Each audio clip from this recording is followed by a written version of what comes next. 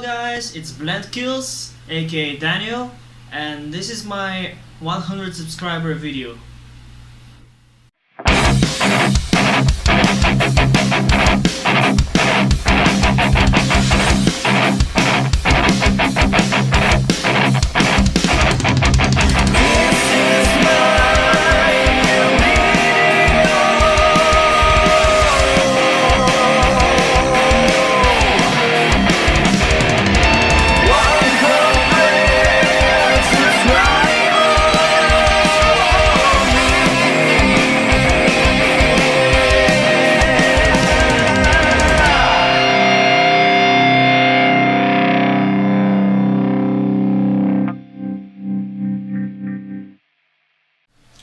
First things first, we start Cubase.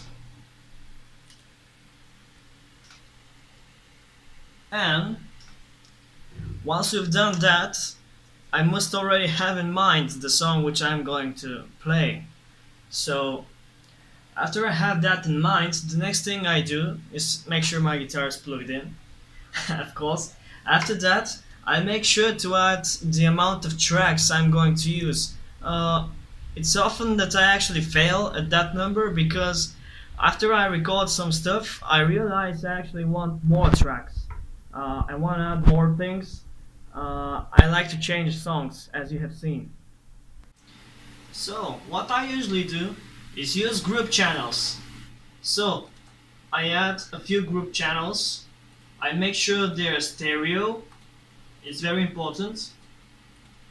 So, yeah.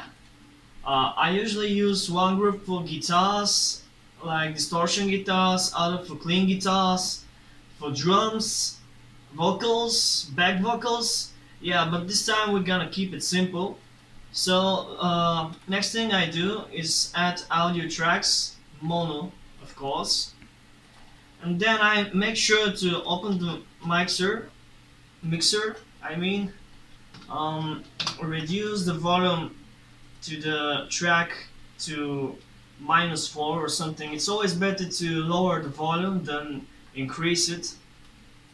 So after that I make sure I send it to group 1 or the group I'm gonna use eventually. So next thing I do is very funny. I just copy this. It kills time. It saves time. So eventually, I like having a monitor track, and next thing is actually the guitars. So this one's gonna be dist L, this one's gonna be dist R, and I make sure I add one more of those just in case. The next guitars, I guess in this case, for what I'm gonna record, I'm going to use solo guitar L and solo guitar R. So there is no such thing as a no drum track, so I'm gonna add instrument track, and then I use Addictive Drums 2 plugin for the drums. Now let's wait a little till it starts up. So basically I really love this Addictive Drums plugin because one of the great things that it does to me is save my PC.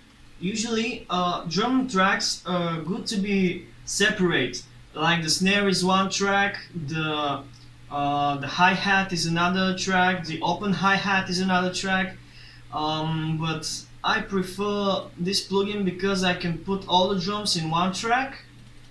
And after I pick my kit, yeah, another good thing is I have ready beats, which I'm probably gonna use for this one, but we'll see. So when I choose the kit, I can actually edit all the drum mix from the plugin itself. This way I don't need to create 100 more tracks just for the drums. So to save time, I picked up a drum beat I actually like, so I'm just gonna import it here. Good note from me, always leave some space behind, because if I were to put it here, then when am I gonna start playing the guitar? I don't have the time. So I always leave about 2 beats behind the time to grab my guitar and start playing. So when I record guitars, I prefer, let me rename this. I prefer to hear what I'm playing, not on a clean channel like this,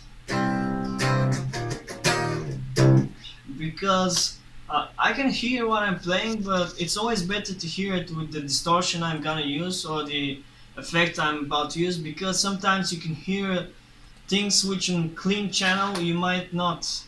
So I already have prepared a preset I like to use. It includes Amplitude and Fab Filter Pro as an equalizer. You can see Amplitude here. It's important that you have the stereo in option, because this way you can have left and right channel separated, which is very important if you want a certain type of sound.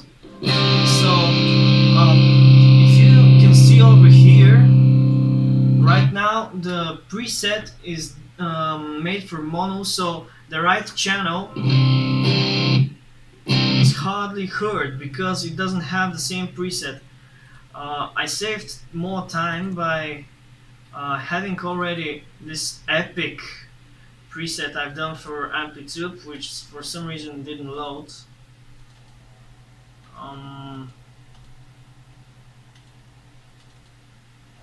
Okay, it's fixed. So now that I have this, I always have different presets on the left and the right guitar, because it gives a different sound output, which is important if you want to have that type of effect. Usually my equalizer is always cutting the lows, at least a little. You can see this way it has, when I turn off the fat filter, this way there's more bass in the guitar, while when I cut it, it has lesser bass. This way the frequencies of the bass guitar and the rhythm guitar don't fight each other and you get a better sound. I always cut off a bit of the highs, because otherwise I get some sound effects. So yeah, I don't like that in my sound. So this is an okay sound. Perhaps I could do it better, but right now I'm gonna use this.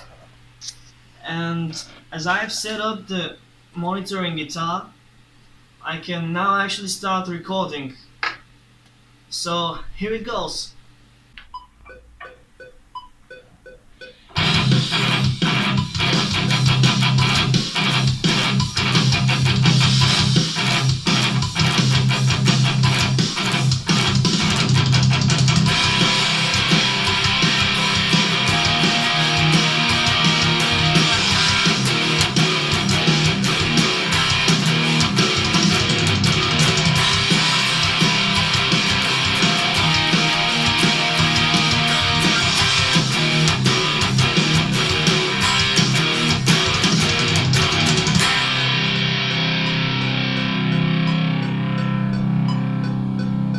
That should do.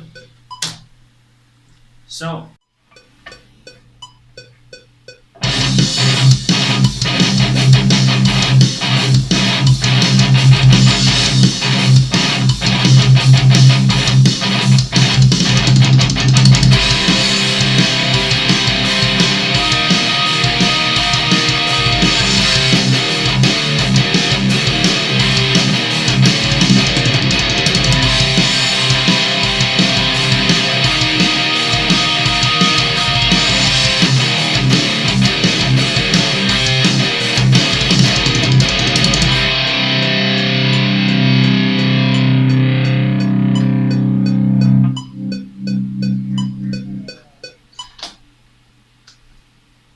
Okay, that's nice. So, what's very important to get a nice white sound is not only the equalizers but left and right channels. As I just now did the amplitude stereo in, the same way, in order for that stereo in to actually have an effect, I must make sure that the left and right channel guitars are actually put to left and right by the trim. So, can you please? Thanks. So what I'm gonna do now is take those guitars I just recorded, trim the one left, the other right, as I have named them. So, also a good hint, the stereo out channel, sometimes you can hit the peak, so it's good to lower down the volume a bit, or just enough. So now, after I hear this,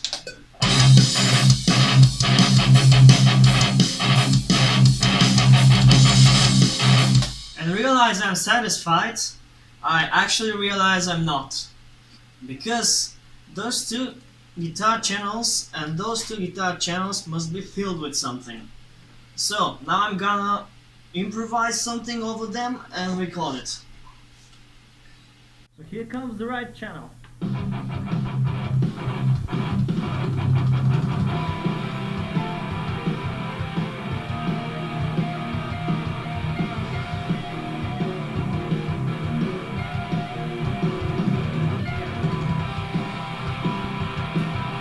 Splendid.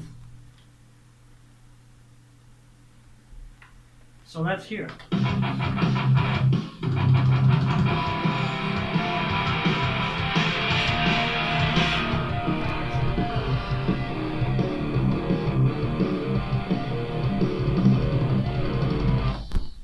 So you can notice that it's actually far behind for now, but I'm gonna fix that when I do the mixing later.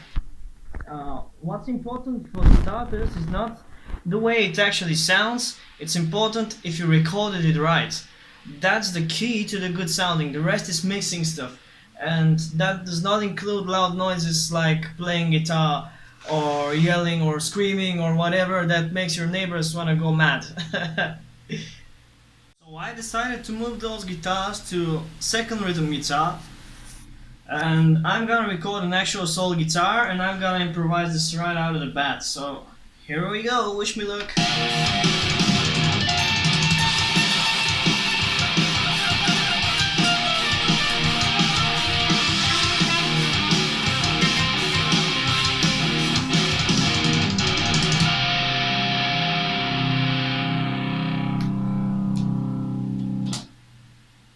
Yeah. So it's time for vocals then. I usually use my headset, without the speakers because neighbors. And I use a lot of water, even on my live performances. I've always told people that drinking water is very important to singers. So here it goes.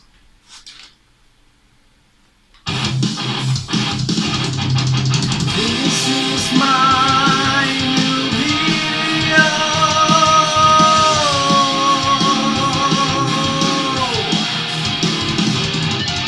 100 subscribers for me.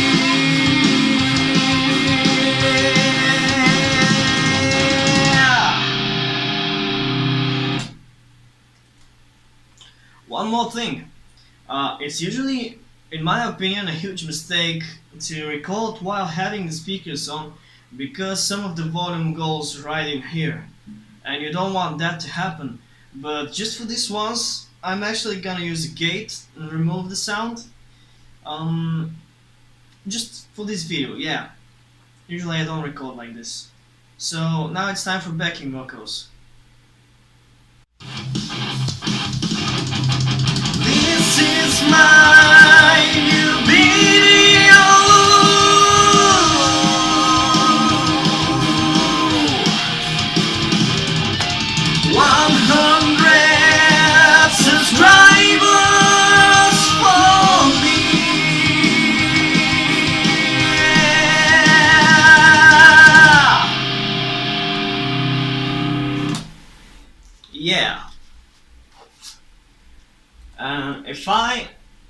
which of course I do because I'm human.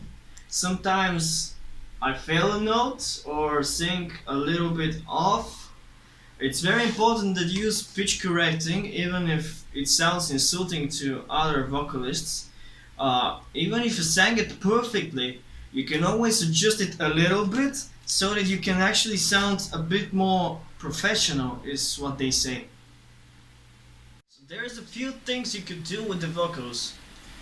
A great effect is when different frequencies match each other. What I mean is singing the same thing twice, then giving it to left and right channel, or a bit left, a bit right, not completely panned. It also gives a different sounding. You can also do another thing which it's not so nice in my opinion, but if you want that kind of sound you could do it. For example, duplicate the vocal you already recorded, then quantize it a bit backwards or the other way around, and you get another spreading sound. So now what's left for Mr. Wise Guy is to mix this, which means I'm Mr. Wise Guy because I'm gonna mix this. For the vocals I'm doing just these two, the high and the lower vocal, because I'm not looking for something very progressively or epic sounding. I just wanted to do something short and something I could show you what I actually do when I work. So I have to say many thanks to this girl. She's helping me out with all the shots of the videos, including this video. Many thanks to my friend Lubomir Ivanov, who is actually helping me learn all the mixing and mastering things. He's my sensei. And thanks to Rob Lundgren, he taught me a lot about how to sing properly. And thanks a lot to you for following me. See ya!